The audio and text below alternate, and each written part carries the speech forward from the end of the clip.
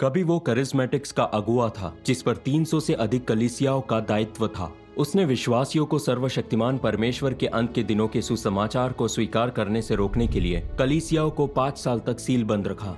परमेश्वर के सभी वचन बाइबल में हैं। इसके बाहर परमेश्वर का कोई वचन नहीं है। हमें बाइबल के प्रति ही निष्ठावान रहना चाहिए। बाइबल से विमुख होना विधर्म है, प्रभु से विश्वासघात है। लेकिन उसकी कलीसिया पर एक के बाद एक मुसीबत आती रही और कलीसिया उजड़ती और बिखरती चली गई।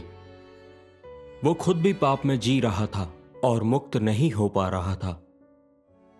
घुटनों के बल बैठकर मैं प्रभु के आगे रोया, गिड़गिड़ाया, प्रभु मुझे बचा, कलीसिया को बचा। एक बार संगति में उसे कलीसिया की वीरानी का कारण पता चला और अचानक प्रकाश देखा। लेकिन फिर उसे पता चला कि संगति करने वाला भाई सर्वशक्तिमान परमेश्वर की कलीसिया से है। मैं वहां और ज्यादा नहीं बैठ पाया तो मैं झुंझलाकर उठ खड़ा हुआ और उन्हें पूरी तरह से सुनना बंद कर दिया।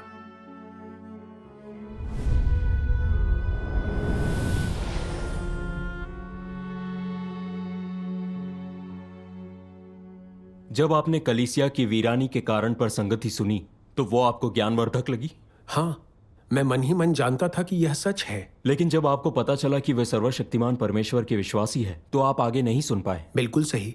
मैं उसका विरोधी था और मेरे मन में बहुत सी धारणाएं थीं। मुझे घोर विरोध करते हुए और संगति सुनना बंद करते देख वो सब घुटनों पर बैठकर रोते हुए मेरे लिए प्रार्थना करने लगे कि परमेश्वर मुझे प्रबुद्ध करे और अपना कार्य दिखाए। मैं एक तरफ खड़ा हुआ था और उनकी भावपूर्ण प्रार्थना सुनकर मैं बिल्कुल द्रवित हो गया। मैं सोच रहा था कि पवित्र आत्मा के कार्य के बिना कौन इतना प्रेममय हो सकता है।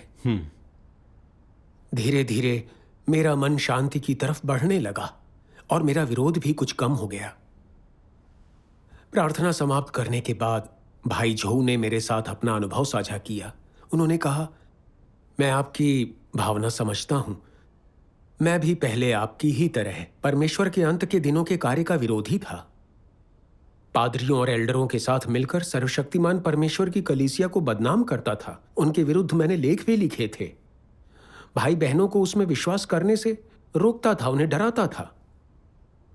मैंने ईश निंदा और विरोध करने के लिए बहुत कुछ किया।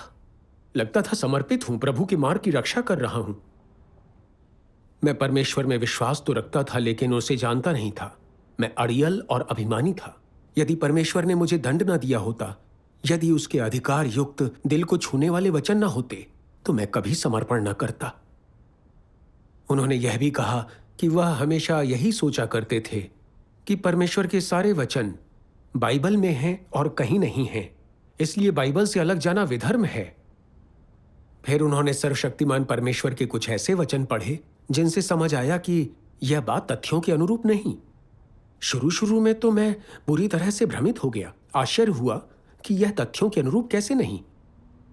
फिर उन्होंने मुझसे कहा कि आप तो बाइबल अच्छी तरह जानते हैं, तो जानते होंगे कि प्रभु के कार्य की समाप्ति के बरसों बाद लोगों ने बाइबल को संकलित किया था। देखिए, इसका अर्थ यह है कि कुछ सामग्री छूट गई थी। परमेश्वर की ओर से नबियों के कुछ वचन पुराने नियम में पूरी तरह से दर्ज नहीं हुए थे, बल्कि एजरा की भविष्यवाणियों के तौर पर अपोक्रिफा में डाल दिए गए थे। उन्होंने यह भी कहा कि अनुग्रह के युग में प्रभु यीशु का सारा कार्य और वचन बाइबल में दर्ज नहीं किए गए थे। उसने आधिकारिक तौर पर 3.5 साल कार्य किया था। किसी को नहीं पता कि उस समय उसने कितने वचन बोले, कितने उपदेश दिए। अगर हम चारों सुसमाचारों से प्रभु यीशु के सभी वचन जोड़ें तो वह उसके प्रवचनों के कुछ ही घंटे बनते हैं। इस तरह 3.5 सालों में बोले उसके वचनों की तुलना में यह बहुत ही सीमित है। बिल्कुल। यूहन्ना में लिखा है कि और भी बहुत से काम हैं जो यीशु ने किए। यदि वे एक एक करके लिखे जाते तो मैं समझता हूं कि पुस्तकें जो लिखी जाती वे संसार में भी न समाती। उन्होंने पूछा, क्या वाकई बाइबल के बाहर जो कुछ है वो परमेश्वर के वचन नहीं? क्या यह तथ्य के अनुरूप है? प्रकाशित वाक्य में कई बार भविष्यवाणी की गई है, जिसके कान हो वह सुन ले कि आत्मा कलीसियाओं से क्या कहता है। प्रभु के पास अंत के दिनों में कलीसियाओं से कहने के लिए और भी बहुत कुछ है। अंत के दिनों के वचन बाइबल में पहले से कैसे लिखे जा सकते हैं? प्रकाशित वाक्य में यह भी भविष्यवाणी है कि मेमना उस सूची पत्र को खोलेगा जिस पर मुहर लगी हुई है, और उन मुहरों को केवल मेमना ही तोड़ सकता है। क्या उस सूची पत्र की विषय वस्तु पहले से ही बाइबल में दर्ज की जा सकती है? बिल्कुल भी नहीं। पादरियों का यह दावा कि परमेश्वर के सभी वचन बाइबल में हैं, क्या तर्कपूर्ण है? क्या यह परमेश्वर के वचनों का खंडन और निंदा नहीं है? बिल्कुल है। उनकी संगति सुनकर आप क्या सोच रहे थे? उस समय तो मैं पूरी तरह आश्वस्त हो गया था। मुझे पता था कि यह सच है। प्रकाशित वाक्य ने स्पष्ट रूप से भविष्यवाणी की है कि अंत के दिनों में मेमना 7 मुहरें तोड़कर सूची पत्र खोलेगा। तो वह विशिष्ट सामग्री पहले से ही बाइबल में कैसे दर्ज हो सकती है? मुझे लगा मेरा इस बात पर जोर देना कि बाइबल के बाहर परमेश्वर के वचन नहीं है, बिल्कुल गलत है। हाँ, मुझे याद है आपने एक बार कहा था कि जब आप लोगों को चमकती पूर्वी बिजली की जांच करने से रोक रहे थे, तो कुछ लोग इस पर आपके साथ पहले से ही सरल संगति कर चुके थे। हाँ, उन्होंने बताया था, लेकिन मैंने अपने अहंकार के कारण सुनने से इनकार कर दिया था। लेकिन भाई झोऊ की संगति बहुत ही स्पष्ट थी। उन्होंने बताया कि बाइबल परमेश्वर के कार्य का केवल ऐतिहासिक अभिलेख है। परमेश्वर ने जब कार्य का एक चरण पूरा कर लिया तो लोगों ने पुराने और नए नियम एक साथ मिलाकर संकलित कर दिए। परमेश्वर बाइबल के अनुसार कार्य नहीं करता, ना ही वह इससे बंधा हुआ है। परमेश्वर अपनी प्रबंधन योजना और इंसान की आवश्यकता अनुसार कार्य करता है। जब प्रभु यीशु आया तो उसने पुराने नियम के अनुसार कार्य नहीं किया। प्रायश्चित के मार्ग का प्रचार करते हुए उस समय के पवित्र शास्त्र से आगे निकल गया। उसने बीमारों को चंगा किया, दुष्ट आत्माओं को निकाला, लोगों को 70 गुना 7 बार क्षमा करने के लिए कहा। अंत में छुटकारे के कार्य का समापन करते हुए सूली पर चढ़ गया। लेकिन इनमें से कुछ भी पुराने नियम में था ही नहीं। इनमें से कुछ तो इब्रानी शास्त्रों की व्यवस्था के विपरीत भी प्रतीत होता था। अगर हम पादरियों की बात मान लें कि बाइबल के बाहर सब कुछ विधर्म है, तो क्या यह प्रभु यीशु के कार्य की निंदा करना नहीं है? परमेश्वर सृष्टि करता है, सब कुछ उसी की प्रचुरता में समाया है। तो क्या यह सच हो सकता है कि वह केवल बाइबल में दर्ज सीमित कार्य ही कर सकता है? क्या परमेश्वर नया कार्य नहीं कर सकता, या बाइबल के बाहर नए वचन नहीं बोल सकता?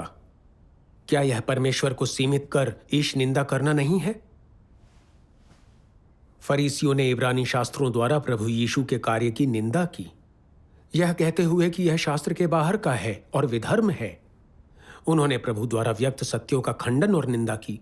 अंततः मिली भगत करके उसे सूली पर चढ़ा दिया और परमेश्वर द्वारा शापित और दंडित हुए। अब सर्वशक्तिमान परमेश्वर ने आकर इंसान को शुद्ध करने और बचाने वाले सत्य व्यक्त किए हैं, और ये कलीसियाओं के लिए पवित्र आत्मा के वचन हैं। यह परमेश्वर का हमें अनंत जीवन का मार्ग देना है। अगर हम सुनकर खोज ना करें, अंत के दिनों में परमेश्वर के कार्य और वचनों का विरोध और निंदा करते रहें, तो क्या हम फरीसियों वाली गलती फिर से नहीं दोहरा रहे हैं? ऐसे तो हम परमेश्वर द्वारा हटा दिए जाएंगे। हाँ, इसके परिणाम भयानक होंगे। बिल्कुल। सच कहूं तो उनकी यह संगति सुनकर मैं बुरी तरह से डर गया, और मुझे प्रभु यीशु की कही बात याद आई, जो मनुष्य पुत्र के विरोध में कोई बात कहे उसका वह अपराध क्षमा किया जाएगा, परंतु जो पवित्र आत्मा की निंदा करे उसका अपराध क्षमा नहीं किया जाएगा। इन बातों पर विचार करके मैं समझ गया कि यदि सर्वशक्तिमान परमेश्वर के वचन वास्तव में परमेश्वर की ओर से हैं, तो वे पवित्र आत्मा के वचन हैं, और यदि मैं उसके कार्य और वचनों को विधर्म कहता हूं, तो क्या यह पवित्र आत्मा की निंदा करना नहीं है? तब ना तो मुझे इस दुनिया में माफी मिलेगी, ना ही दूसरी दुनिया में। अब मुझे पता था कि मैं निरंतर इसका विरोध नहीं कर सकता। मुझे इसकी खोज और जांच करनी होगी। तो आपका हृदय परिवर्तन हो गया था? बिल्कुल। फिर भाई झोऊ ने सर्वशक्तिमान परमेश्वर के वचनों के कुछ अंश पढ़े। आइए उन पर नजर डालते हैं। ठीक है। बहुत से लोग मानते हैं कि बाइबल को समझना और उसकी व्याख्या कर पाना सच्चे मार्ग की खोज करने के समान है, परंतु वास्तव में क्या बात इतनी सरल है? बाइबल की इस वास्तविकता को कोई नहीं जानता कि यह परमेश्वर के कार्य के ऐतिहासिक अभिलेख और उसके कार्य के पिछले 2 चरणों की गवाही से बढ़कर और कुछ नहीं है, और इससे तुम्हें परमेश्वर के कार्य के लक्ष्यों की कोई समझ हासिल नहीं होती। बाइबल पढ़ने वाला हर व्यक्ति जानता है कि यह व्यवस्था के युग और अनुग्रह के युग के दौरान परमेश्वर के कार्य के 2 चरणों को लिखित रूप में प्रस्तुत करता है। पुराने नियम सृष्टि के समय से लेकर व्यवस्था के युग के अंत तक इज़राइल के इतिहास और यहोवा के कार्य को लिपिबद्ध करता है। पृथ्वी पर यीशु के कार्य को जो 4 सुसमाचारों में है और पौलुस के कार्य नए नियम में दर्ज किए गए हैं, क्या ये ऐतिहासिक अभिलेख नहीं है? अतीत की चीजों को आज सामने लाना उन्हें इतिहास बना देता है, और इससे कोई फर्क नहीं पड़ता कि वे कितनी सच्ची और यथार्थ हैं। वे हैं तो इतिहास ही, और इतिहास वर्तमान को संबोधित नहीं कर सकता क्योंकि परमेश्वर पीछे मुड़कर इतिहास नहीं देखता। तो यदि तुम केवल बाइबल को समझते हो और परमेश्वर आज जो कार्य करना चाहता है उसके बारे में कुछ नहीं समझते, और यदि तुम परमेश्वर में विश्वास करते हो किंतु पवित्र आत्मा के कार्य की खोज नहीं करते, तो तुम्हें पता ही नहीं कि परमेश्वर को खोजने का क्या अर्थ है। यदि तुम इज़राइल के इतिहास का अध्ययन करने के लिए परमेश्वर द्वारा समस्त लोगों और पृथ्वी की सृष्टि के इतिहास की खोज करने के लिए बाइबल पढ़ते हो, तो तुम परमेश्वर पर विश्वास नहीं करते। किंतु आज चूंकि तुम परमेश्वर में विश्वास करते हो और जीवन का अनुसरण करते हो, चूंकि तुम परमेश्वर के ज्ञान का अनुसरण करते हो और मृत पत्रों और सिद्धांतों या इतिहास की समझ का अनुसरण नहीं करते हो, इसलिए तुम्हें परमेश्वर की आज की इच्छा को खोजना चाहिए और पवित्र आत्मा के कार्य की दिशा की तलाश करनी चाहिए। यदि तुम पुरातत्ववेत्ता होते तो तुम बाइबल पढ़ सकते थे, लेकिन तुम नहीं हो। तुम उनमें से एक हो जो परमेश्वर में विश्वास करते हैं। अच्छा होगा तुम परमेश्वर की आज की इच्छा की खोज करो। यीशु के समय में यीशु ने अपने भीतर पवित्र आत्मा के कार्य के अनुसार यहूदियों की और उन सब की अगुवाई की थी जिन्होंने उस समय उसका अनुसरण किया था। उसने जो कुछ किया उसमें उसने बाइबल को आधार नहीं बनाया, बल्कि वह अपने कार्य के अनुसार बोला। उसने इस पर कोई ध्यान नहीं दिया कि बाइबल क्या कहती है, और न ही उसने अपने अनुयायियों की अगुवाई करने के लिए बाइबल में कोई मार्ग ढूंढा। ठीक अपना कार्य आरंभ करने के समय से ही उसने पश्चाताप के मार्ग को फैलाया, एक ऐसा मार्ग जिसका पुराने विधान की भविष्यवाणियों में बिल्कुल भी उल्लेख नहीं किया गया था। उसने न केवल बाइबल के अनुसार कार्य नहीं किया, बल्कि एक नए मार्ग की अगुवाई भी की और नया कार्य किया। उपदेश देते समय उसने कभी बाइबल का उल्लेख नहीं किया। व्यवस्था के युग के दौरान बीमारों को चंगा करने और दुष्ट आत्माओं को निकालने के उसके चमत्कार करने में कभी कोई सक्षम नहीं हो पाया था। इसी तरह उसका कार्य, उसकी शिक्षाएं, उसका अधिकार और उसके वचनों का सामर्थ्य भी व्यवस्था के युग में किसी भी मनुष्य से परे था। यीशु ने मात्र अपना नया काम किया, और भले ही बहुत से लोगों ने बाइबल का उपयोग करते हुए उसकी निंदा की और यहाँ तक कि उसे सलीब पर चढ़ाने के लिए पुराने विधान का उपयोग किया, फिर भी उसका कार्य पुराने विधान से आगे निकल गया। यदि ऐसा न होता तो लोग उसे सलीब पर क्यों चढ़ाते? क्या यह इसलिए नहीं था क्योंकि पुराने विधान में उसकी शिक्षाओं और बीमारों को चंगा करने और दुष्ट आत्माओं को निकालने की उसकी योग्यता के बारे में कुछ नहीं कहा गया था? उसका कार्य एक नए मार्ग की अगुवाई करने के लिए था। वह जानबूझकर बाइबल के विरुद्ध लड़ाई करने या जानबूझकर पुराने विधान को अनावश्यक बना देने के लिए नहीं था। वह केवल अपनी सेवकाई करने और उन लोगों के लिए नया कार्य लाने के लिए आया था जो उसके लिए लालायित थे और उसे खोजते थे। लोगों को ऐसा प्रतीत हुआ मानो उसके कार्य का कोई आधार नहीं था और उसमें बहुत कुछ ऐसा था जो पुराने विधान के अभिलेखों से मेल नहीं खाता था। क्या यह मनुष्य की गलती नहीं थी? क्या परमेश्वर के कार्य पर सिद्धांत लागू किए जाने आवश्यक हैं? और क्या परमेश्वर के कार्य का नबियों के पूर्व कथनों के अनुसार होना आवश्यक है? आखिरकार कौन बड़ा है, परमेश्वर या बाइबल? परमेश्वर का कार्य बाइबल के अनुसार क्यों होना चाहिए? क्या ऐसा हो सकता है कि परमेश्वर को बाइबल से आगे निकलने का कोई अधिकार ना हो? क्या परमेश्वर बाइबल से दूर नहीं जा सकता और अन्य काम नहीं कर सकता? यीशु और उनके शिष्यों ने शब्द का पालन क्यों नहीं किया? यदि उसे शब्द के प्रकाश में और पुराने विधान की आज्ञाओं के अनुसार अभ्यास करना था, तो आने के बाद यीशु ने शब्द का पालन क्यों नहीं किया, बल्कि इसके बजाय क्यों उसने पांव धोए, सिर ढका, रोटी तोड़ी और दाखरस पिया? क्या यह सब पुराने विधान की आज्ञाओं में अनुपस्थित नहीं है? यदि यीशु पुराने विधान का सम्मान करता तो उसने इन सिद्धांतों को क्यों तोड़ा? तुम्हें पता होना चाहिए कि पहले कौन आया, परमेश्वर या बाइबल? शब्द का प्रभु होते हुए क्या वह बाइबल का भी प्रभु नहीं हो सकता? जब मैंने वो वचन सुने तो मुझे लगा कि वे सच में अधिकार युक्त हैं। मैंने बरसों की अपनी आस्था में विदेशी और चीनी याजक वर्ग के बहुत से उपदेश सुने थे, अध्यात्म पर किताबें भी पढ़ी थीं, लेकिन मैंने कभी किसी को बाइबल की इतनी स्पष्ट और बखूबी व्याख्या करते नहीं देखा था। यह वास्तव में मेरे लिए ज्ञानवर्धक था। मैंने देखा, बाइबल परमेश्वर के कार्य का एक ऐतिहासिक अभिलेख है। यह उसके कार्य करने के बाद अस्तित्व में आया, लेकिन मैंने परमेश्वर को बाइबल तक ही सीमित कर दिया, यह सोचकर कि उसे बाइबल के बाहर कोई कार्य नहीं करना चाहिए, ना ही नए वचन बोलने चाहिए। मैं कितना ज्यादा मूर्ख था। तब जाकर मुझे पता चला कि सर्वशक्तिमान परमेश्वर के वचन वास्तव में परमेश्वर से आए हैं। वे पवित्र आत्मा के वचन हैं और मुझे कुछ खोजने की जरूरत है, वरना मैं प्रभु का स्वागत करने का मौका गंवा दूंगा और पछता भी न सकूंगा। इसलिए मैंने प्रभु से मेरा मार्गदर्शन करने की दिल से प्रार्थना की। परमेश्वर का धन्यवाद। उस समय आपने बाइबल के बारे में सही दृष्टिकोण पा लिया। हाँ, लेकिन मुझे अभी भी थोड़ी उलझन थी। प्रभु यीशु ने स्पष्ट रूप से भविष्यवाणी की थी कि वह बादल पर आएगा और सबके सामने प्रकट होगा, लेकिन मैंने तो अभी भी ऐसा होते नहीं देखा था।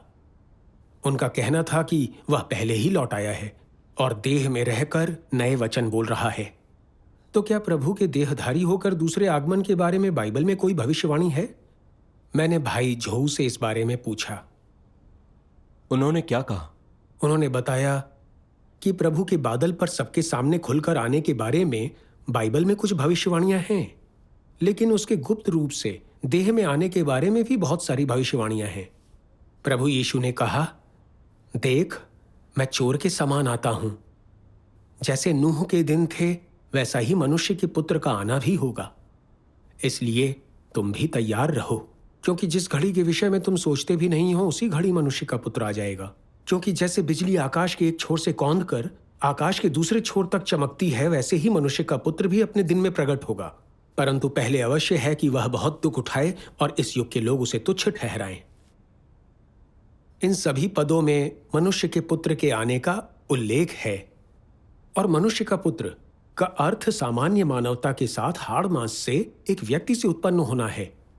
यदि वह लोगों के सामने आध्यात्मिक रूप में बादल पर आता तो लोग उसे देखकर डर जाते और साष्टांग दंडवत करने के लिए दौड़ते। उसका विरोध या नकारने का साहस कौन करता? क्या लौटने पर वह इतने कष्ट उठाता और क्या ये पीढ़ी उसे ठुकराती? बिल्कुल नहीं। प्रभु यीशु ने भविष्यवाणी की थी कि वह दो अलग अलग तरीकों से लौटेगा। पहला तो यह कि वह गुप्त रूप से देह में आएगा, सत्य व्यक्त करने और परमेश्वर का न्याय का कार्य करने, और आपदाओं से पहले विजेताओं का एक समूह बनाएगा। फिर आपदाओं के बाद प्रभु बादल पर आकर सबके सामने प्रकट होगा। अगर हम सिर्फ बादल पर प्रभु यीशु के आने की प्रतीक्षा करते रहें, उसके गुप्त रूप से देह में आने पर परमेश्वर के कार्य और वचनों को न स्वीकारें, तो प्रभु हमें ठुकरा देगा। उनकी संगति मेरे लिए आंखें खोलने वाली थी। मुझे एहसास हुआ कि मनुष्य के पुत्र का अर्थ देहधारी परमेश्वर ही है। मैंने बरसों बाइबल के उन पदों पर लोगों से ढेरों बातें की हैं कि प्रभु चोरों की तरह आएगा। वो सतर्क रहें, प्रार्थना करें और उसकी प्रतीक्षा करें। लेकिन मैंने यह नहीं समझा कि वो प्रभु के गुप्त रूप से आने की भविष्यवाणी कर रहे हैं। तो आपको उनकी नई समझ मिली? बिल्कुल। उस समय मुझे एहसास हुआ कि इतने बरसों तक बाइबल पढ़कर मैंने सिर्फ किताबी ज्ञान बटोरा है। उन भविष्यवाणियों के पीछे के असली अर्थ को मैं कभी समझ ही नहीं पाया। मैंने भाई झोऊ से एक और प्रश्न पूछा। मैंने कहा, प्रभु यीशु को मानव जाति के लिए पाप बलि के रूप में सूली पर चढ़ाया गया और उसने हमारे सभी पाप ले लिए थे। एक विश्वासी के रूप में मेरे पाप क्षमा कर दिए गए, तो प्रभु के लौटने पर मुझे सीधे स्वर्ग के राज्य में ले जाना चाहिए।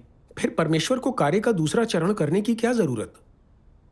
उन्होंने मुझसे ही पूछ लिया, आप कहते हैं पाप क्षमा होने से आप राज्य में प्रवेश कर सकते हैं। क्या प्रभु के वचनों में इसका कोई आधार है? उसने सिर्फ हमारे पाप क्षमा किए हैं, लेकिन उसने ऐसा कभी नहीं कहा कि पाप क्षमा के कारण हम राज्य में प्रवेश कर सकते हैं।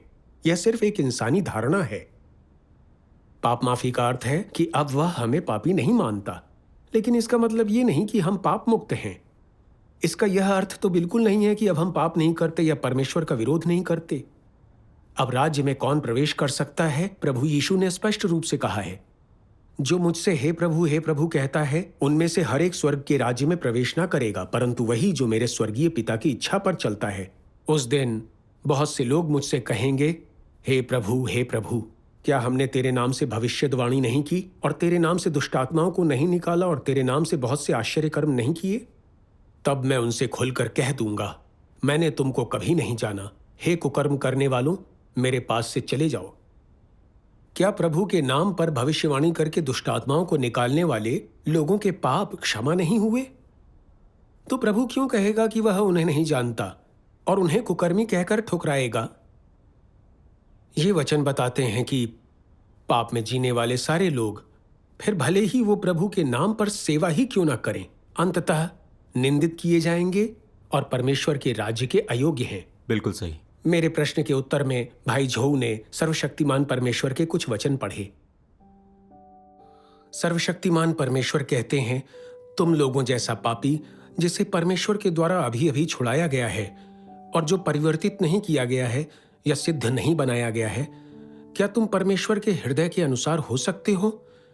तुम्हारे लिए, तुम जो कि अभी भी पुराने अहम वाले हो, यह सत्य है कि तुम्हें यीशु के द्वारा बचाया गया था और कि परमेश्वर द्वारा उद्धार की वजह से तुम्हें एक पापी के रूप में नहीं गिना जाता है, परंतु इससे यह साबित नहीं होता है कि तुम पापपूर्ण नहीं हो और अशुद्ध नहीं हो। यदि तुम्हें बदला नहीं गया तो तुम संत जैसे कैसे हो सकते हो? भीतर से तुम अशुद्धता से घिरे हुए हो, स्वार्थी और कुटिल हो, मगर तब भी तुम यीशु के साथ अवतरण चाहते हो। क्या तुम इतने भाग्यशाली हो सकते हो? तुम परमेश्वर पर अपने विश्वास में एक कदम चूक गए हो। तुम्हें मात्र छुटकारा दिया गया है, परंतु परिवर्तित नहीं किया गया है। तुम्हें परमेश्वर के हृदय के अनुसार होने के लिए परमेश्वर को व्यक्तिगत रूप से तुम्हें परिवर्तित और शुद्ध करने का कार्य करना होगा। यदि तुम्हें सिर्फ छुटकारा दिया जाता है तो तुम पवित्रता को प्राप्त करने में असमर्थ होंगे। इस तरह से तुम परमेश्वर के आशीषों में साझेदारी के अयोग्य होंगे, क्योंकि तुमने मनुष्य का प्रबंधन करने के परमेश्वर के कार्य के एक कदम का सुअवसर खो दिया है, जो कि परिवर्तित करने और सिद्ध बनाने का मुख्य कदम है। और इसलिए तुम, एक पापी जिसे अभी अभी छुटकारा दिया गया है, परमेश्वर की विरासत को सीधे तौर पर उत्तराधिकार के रूप में पाने में असमर्थ हो। यद्यपि यीशु ने मनुष्यों के बीच अधिक कार्य किया, फिर भी उसने केवल समस्त मानव जाति की मुक्ति का कार्य पूरा किया और वह मनुष्य की पाप बलि बना। उसने मनुष्य को उसके समस्त भ्रष्ट स्वभाव से छुटकारा नहीं दिलाया। मनुष्य को शैतान के प्रभाव से पूरी तरह से बचाने के लिए यीशु को न केवल पाप बलि बनने और मनुष्य के पाप वहन करने की आवश्यकता थी, बल्कि मनुष्य को उसके शैतान द्वारा भ्रष्ट किए गए स्वभाव से मुक्त करने के लिए परमेश्वर को और भी बड़ा कार्य करने की आवश्यकता थी। और इसलिए अब जबकि मनुष्य को उसके पापों के लिए क्षमा कर दिया गया है, परमेश्वर मनुष्य को नए युग में ले जाने के लिए वापस देह में लौट आया है और उसने ताड़ना एवं न्याय का कार्य आरंभ कर दिया है। यह कार्य मनुष्य को एक उच्चतर क्षेत्र में ले गया है। वे सब जो परमेश्वर के प्रभुत्व के अधीन समर्पण करेंगे, उच्चतर सत्य का आनंद लेंगे और अधिक बड़े आशीष प्राप्त करेंगे। वे वास्तव में ज्योति में निवास करेंगे और सत्य, मार्ग और जीवन प्राप्त करेंगे। मनुष्य को छुटकारा दिए जाने से पहले शैतान के बहुत से जहर उसमें पहले ही डाल दिए गए थे और हजारों वर्षों तक शैतान द्वारा भ्रष्ट किए जाने के बाद मनुष्य के भीतर ऐसा स्थापित स्वभाव है जो परमेश्वर का विरोध करता है। इसलिए जब मनुष्य को छुटकारा दिलाया गया है तो यह छुटकारे के उस मामले से बढ़कर कुछ नहीं है जिसमें मनुष्य को एक ऊंची कीमत पर खरीदा गया है, किंतु उसके भीतर की विषैली प्रकृति समाप्त नहीं की गई है। मनुष्य को, जो कि इतना अशुद्ध है, परमेश्वर की सेवा करने के योग्य होने से पहले एक परिवर्तन से होकर गुजरना चाहिए। न्याय और ताड़ना के इस कार्य के माध्यम से मनुष्य अपने भीतर के गंदे और भ्रष्ट सार को पूरी तरह से जान जाएगा और वह पूरी तरह से बदलने और स्वच्छ होने में समर्थ हो जाएगा। केवल इसी तरीके से मनुष्य परमेश्वर के सिंहासन के सामने वापस लौटने के योग्य हो सकता है। आज किया जाने वाला समस्त कार्य इसलिए है ताकि मनुष्य को स्वच्छ और परिवर्तित किया जा सके। वचन के द्वारा न्याय और ताड़ना के माध्यम से और साथ ही शुद्धिकरण के माध्यम से भी मनुष्य अपनी भ्रष्टता दूर कर सकता है और शुद्ध बनाया जा सकता है। इस चरण के कार्य को उद्धार का कार्य मानने के बजाय यह कहना कहीं अधिक उचित होगा कि यह शुद्धिकरण का कार्य है। वास्तव में यह चरण विजय का और साथ ही उद्धार के कार्य का दूसरा चरण है।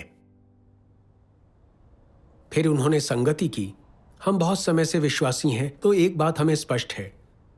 विश्वास पाने के बाद अगर हम पाप करके प्रभु के सामने उन्हें स्वीकारते और प्रायश्चित करते हैं तो हमें क्षमा मिल सकती है। लेकिन इस बात को नकार नहीं सकते कि हम झूठ बोलने और पाप करने से खुद को रोक नहीं पाते हैं। हम दिन भर पाप करने और रात को उन्हें स्वीकारने के कुचक्र में जीते हैं। हम इससे निकल नहीं पाते हैं। एकदम सच है। सच तो यह है कि प्रभु की सभी विश्वासियों की यही हालत है। हाँ, क्योंकि प्रभु ने केवल छुटकारे का काम किया है, लेकिन अंत के दिनों का न्याय और शुद्धिकरण का काम नहीं किया। हमारे पाप क्षमा हो गए, पर हमारी पापी प्रकृति अब भी मौजूद है। हमारी शैतानी प्रकृति और स्वभाव अब भी दूर नहीं हुए हैं। हम लोगों में पाप से भी ज्यादा ये चीजें बहुत गहरे तक समाई हुई हैं। यही चीजें हमारे पाप और परमेश्वर के विरोध की जड़ हैं। भाई झोऊ ने कुछ उदाहरण भी दिए। कहा, हम अभिमानी, चालाक और बहुत ही ज्यादा दुष्ट हैं और इन्हीं स्वभावों के अनुसार जीते हैं। हमेशा झूठ बोलते, धोखा देते हैं, अपनी ताकत बढ़ाते हैं, दिखावा पसंद करते हैं, नाम और दौलत के लिए लड़ते हैं। हम ईर्ष्यालु और बहुत ही घिनौने हैं। आपदाएं आने पर या हमारे घर में किसी भी प्रकार की समस्या होने पर हम परमेश्वर को गलत समझकर उसे दोष देते हैं। कभी कभी तो उसे नकारते और धोखा भी देते हैं। सही कहा। खासकर जब परमेश्वर का कार्य हमारी धारणाओं के अनुरूप नहीं होता तो हम परमेश्वर का विरोध और निंदा करते हैं। अब चूंकि प्रभु यीशु देह में लौटकर अंत के दिनों का न्याय कार्य करते हुए सत्य व्यक्त कर रहा है, तो बहुत से पुराने विश्वासी अपनी धारणाओं के अनुसार उसे बांध रहे हैं। कह रहे हैं कि वह बाइबल के बाहर नए वचन नहीं बोलेगा या वह देहधारी होकर नहीं आएगा। उन्हें न परमेश्वर का कार्य खोजने में दिलचस्पी है, न उसके प्रति समर्पण में। उसके प्रति श्रद्धा का भी अभाव है। उनका काम सिर्फ विरोध और निंदा करना है, अहंकारी बन परमेश्वर के विरुद्ध जाना है। परमेश्वर पवित्र है तो वह अपना विरोध करने वाले शैतान के लोगों को अपने राज्य में कैसे आने दे सकता है? तो प्रभु यीशु के छुटकारे के कार्य की नींव पर हमें पाप से मुक्त करने के लिए परमेश्वर कार्य का एक चरण संपादित कर रहा है। हमारे भ्रष्ट स्वभाव का न्याय के लिए सत्य व्यक्त कर रहा है। सर्वशक्तिमान परमेश्वर इंसान को शुद्ध कर बचाने वाले सत्य व्यक्त कर रहा है। उसने अपनी प्रबंधन योजना के सभी रहस्य प्रकट कर दिए हैं, जैसे अपनी प्रबंधन योजना के उद्देश्य, कार्य के 3 चरणों की आंतरिक कहानी, देह धारण के रहस्य, बाइबल संबंधी सत्य और लोगों के भविष्य के गंतव्य। उसने इंसान की भ्रष्टता और परमेश्वर के प्रति विरोध के मूल को भी उजागर किया है। वह हमें अपना स्वभाव बदलने और पश्चाताप करने का मार्ग भी दिखा रहा है। इससे प्रभु यीशु की यह भविष्यवाणी पूरी होती है, मुझे तुमसे और भी बहुत सी बातें कहनी हैं, परंतु अभी तुम उन्हें सह नहीं सकते। परंतु जब वह अर्थात सत्य का आत्मा आएगा तो तुम्हें सब सत्य का मार्ग बताएगा। सर्वशक्तिमान परमेश्वर ने हमारी पापी प्रकृति को दूर करने के लिए ये सत्य व्यक्त किए हैं। उसके वचनों का न्याय स्वीकारने वाले लोग शुद्ध किए जा सकते हैं। उन्हें परमेश्वर आपदाओं से बचाएगा और वो उसके राज्य में प्रवेश कर सकेंगे। क्या भाई झोऊ की संगति से आपके प्रश्नों का उत्तर मिला? उनकी बात सुनकर मुझे चीजें अच्छी तरह समझ में आ गईं। अनुग्रह के युग में प्रभु यीशु ने केवल छुटकारे का कार्य करके इंसान को पाप मुक्त किया।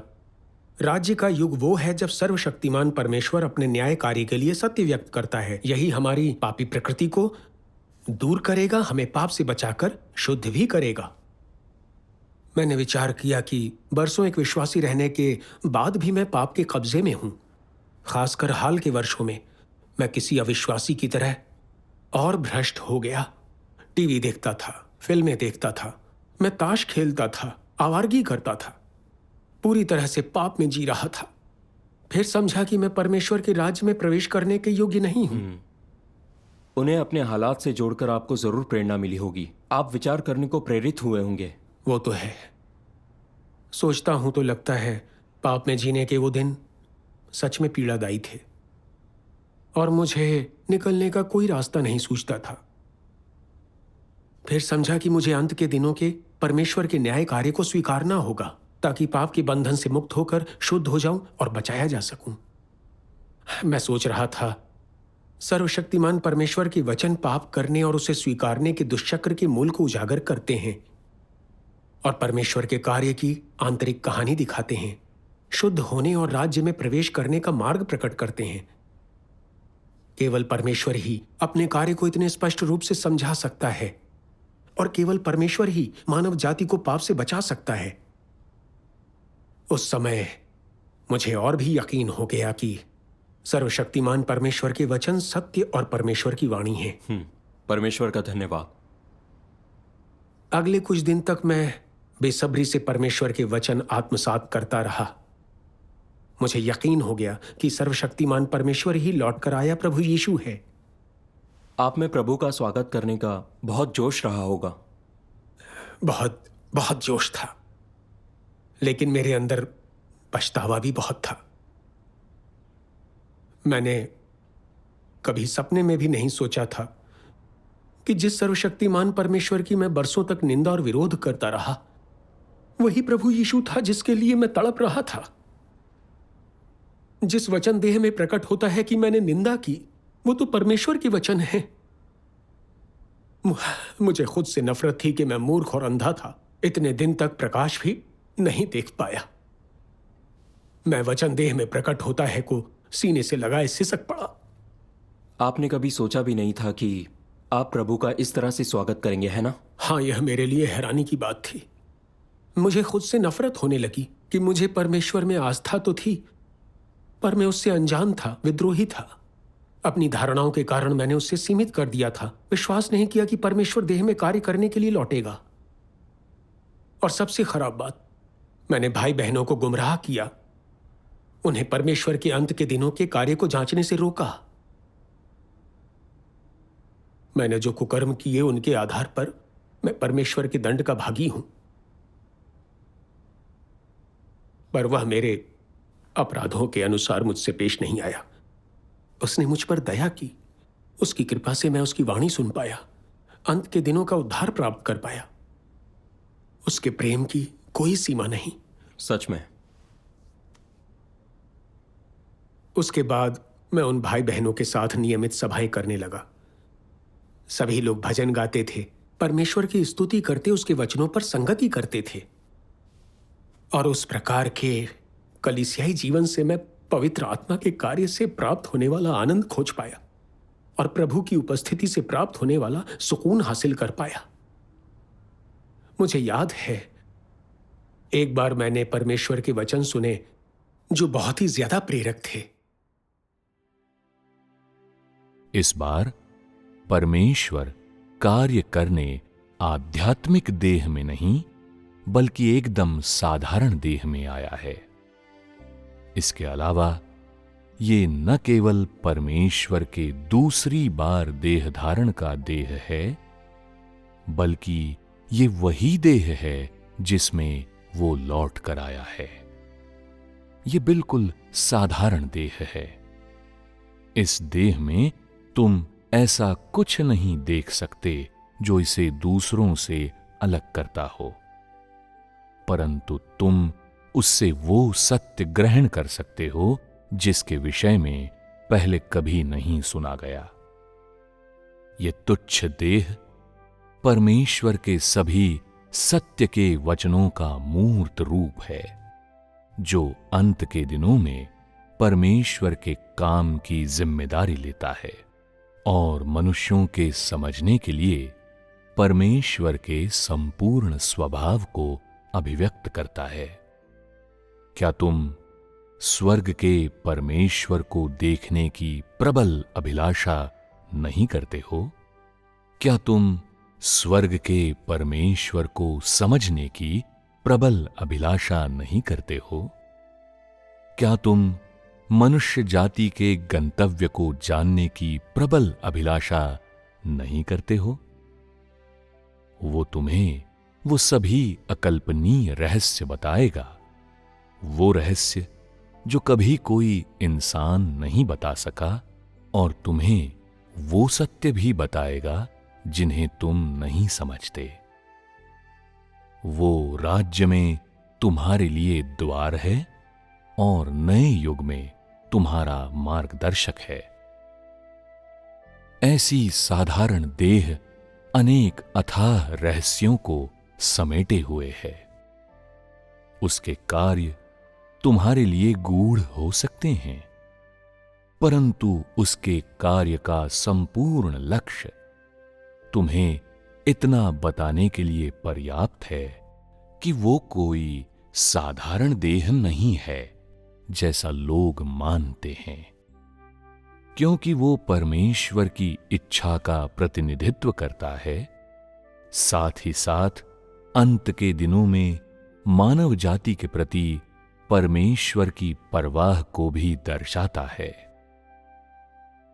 यद्यपि तुम उसके द्वारा बोले गए उन वचनों को नहीं सुन सकते जो आकाश और पृथ्वी को कंपाते से लगते हैं, या उसकी ज्वाला सी धधकती आंखों को नहीं देख सकते, और यद्यपि तुम उसके लौह दंड के अनुशासन का अनुभव नहीं कर सकते, तुम उसके वचनों से सुन सकते हो कि परमेश्वर क्रोधित है, और जान सकते हो कि परमेश्वर मानव जाति पर दया दिखा रहा है।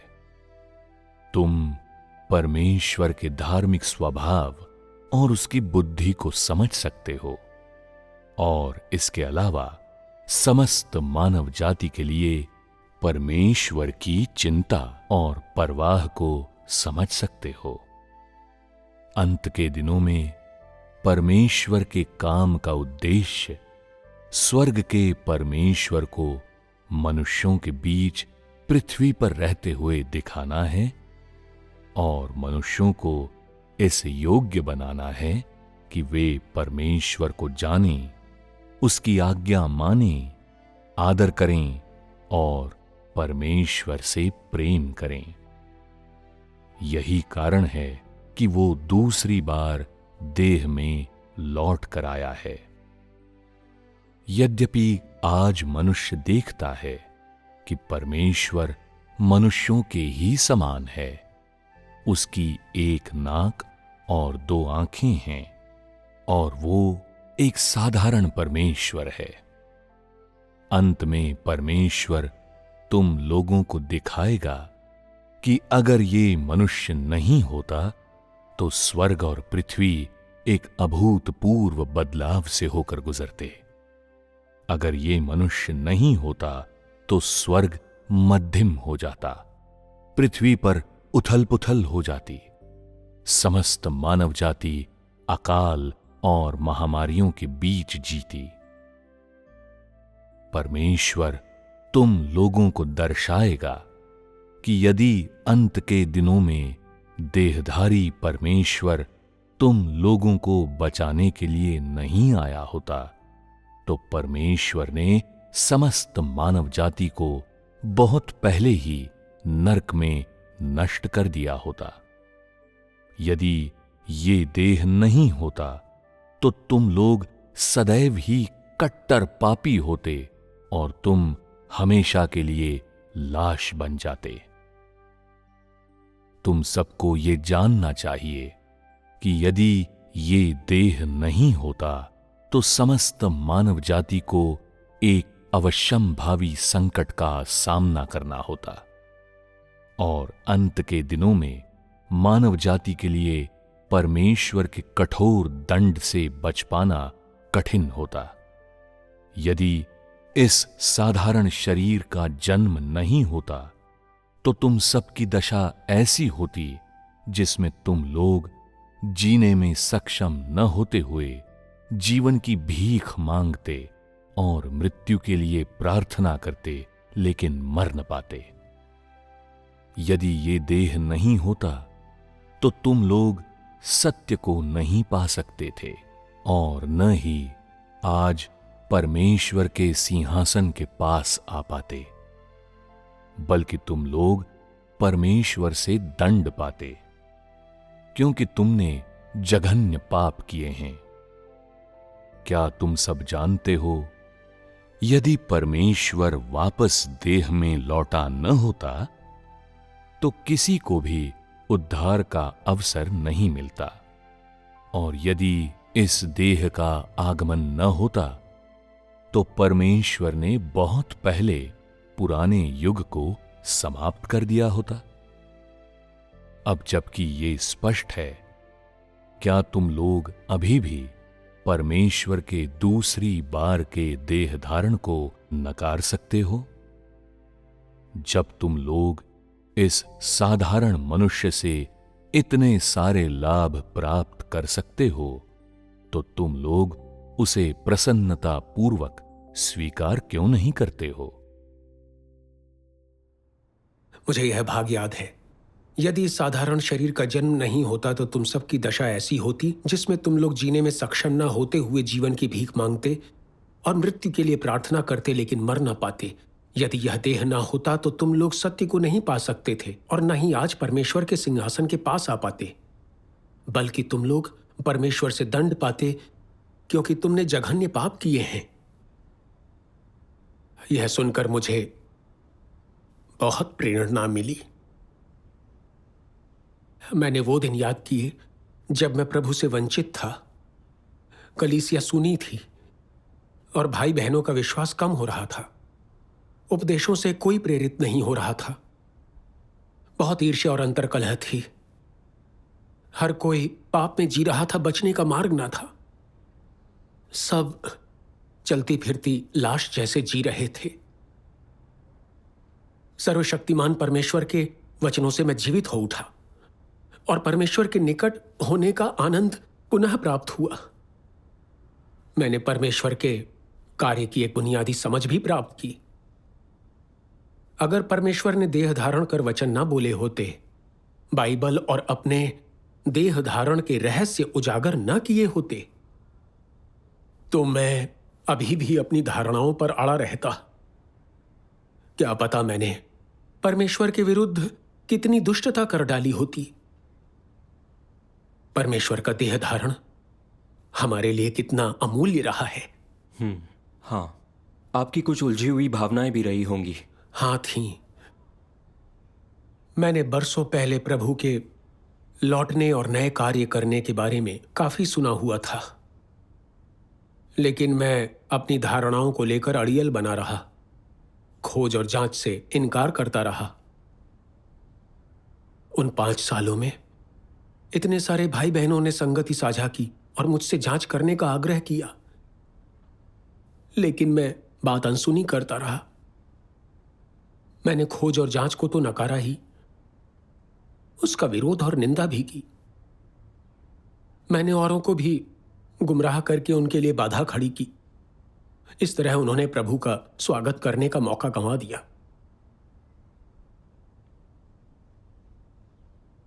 क्या मैं विश्वासी कहलाने लायक भी हूं? क्या मैं फरीसियों की तरह परमेश्वर का विरोध नहीं कर रहा, उसे फिर से सूली पर नहीं चढ़ा रहा था?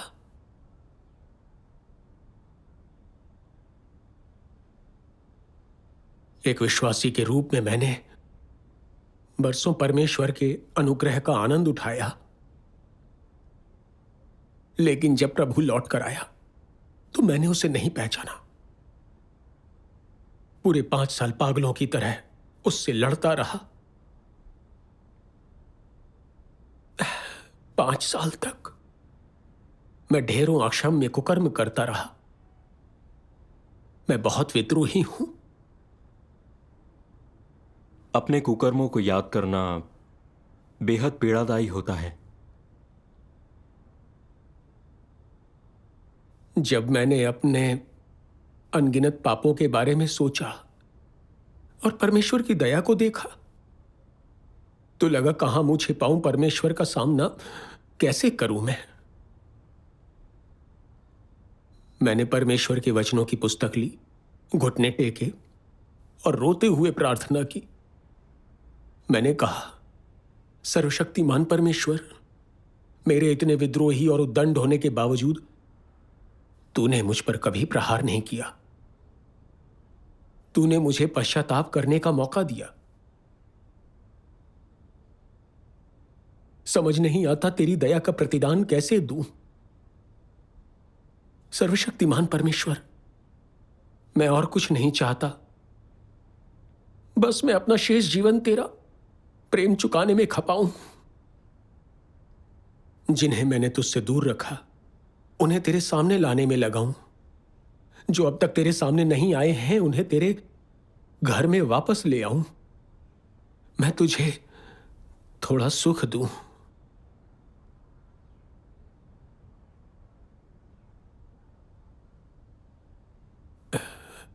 अब भी जब मैं परमेश्वर से लड़ने के समय को याद करता हूं तो मेरे सीने में खंजर सा चुभता है। ये वचन मुझे प्रभावित करते हैं। ऐसे भी लोग हैं जो बड़ी बड़ी कलीसियाओं में दिन भर बाइबल पढ़ते रहते हैं, फिर भी उनमें से एक भी ऐसा नहीं होता जो परमेश्वर के कार्य के उद्देश्य को समझता हो। उनमें से कोई भी परमेश्वर को नहीं जान सकता, उसकी इच्छा के अनुरूप तो और भी नहीं हो सकता। वे सब के सब निकम्मे और अधम लोग हैं, जिनमें से प्रत्येक परमेश्वर को सिखाने के लिए ऊंचे पायदान पर खड़ा रहता है। वे लोग परमेश्वर के नाम का झंडा उठाकर जानबूझकर उसका विरोध करते हैं। वे परमेश्वर में विश्वास रखने का दावा करते हैं, फिर भी मनुष्यों का मांस खाते और रक्त पीते हैं। ऐसे सभी मनुष्य शैतान हैं जो मनुष्यों की आत्माओं को निगल जाते हैं। ऐसे मुख्य राक्षस हैं जो उन्हें विचलित करते हैं, जो सही मार्ग पर कदम बढ़ाने का प्रयास करते हैं। और ऐसी बाधाएं हैं जो परमेश्वर को खोजने वालों के मार्ग में रुकावट पैदा करते हैं। वे मजबूत देह वाले दिख सकते हैं, किंतु उसके अनुयायियों को कैसे पता चलेगा कि वे मसीह विरोधी हैं जो लोगों से परमेश्वर का विरोध करवाते हैं? अनुयायी कैसे जानेंगे कि वे जीवित शैतान हैं जो इंसानी आत्माओं को निगलने को तैयार बैठे हैं?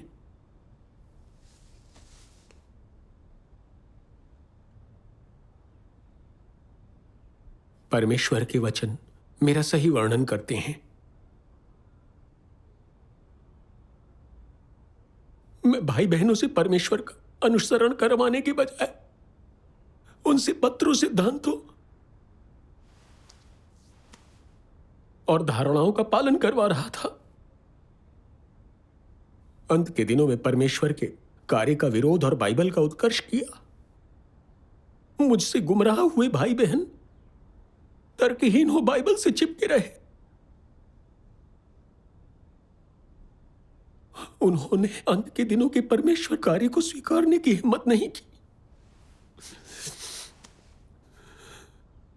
मैंने उनका इतना नुकसान किया, उन पर तबाही ले आया।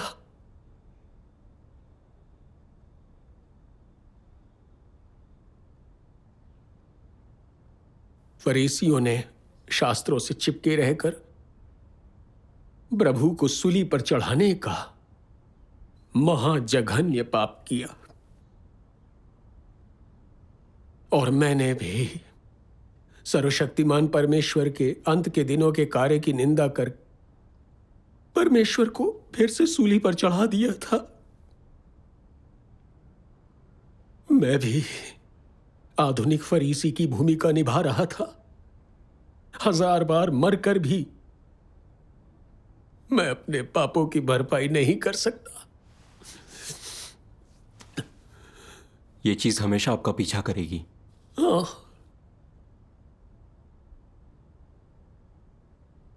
अब बस यही चाहता हूं कि जी जान से सत्य की खोज करूं, अपना कर्तव्य निभाऊं और सुसमाचार साझा करूं, ताकि परमेश्वर का ऋण चुका सकूं। परमेश्वर का धन्यवाद। परमेश्वर का धन्यवाद।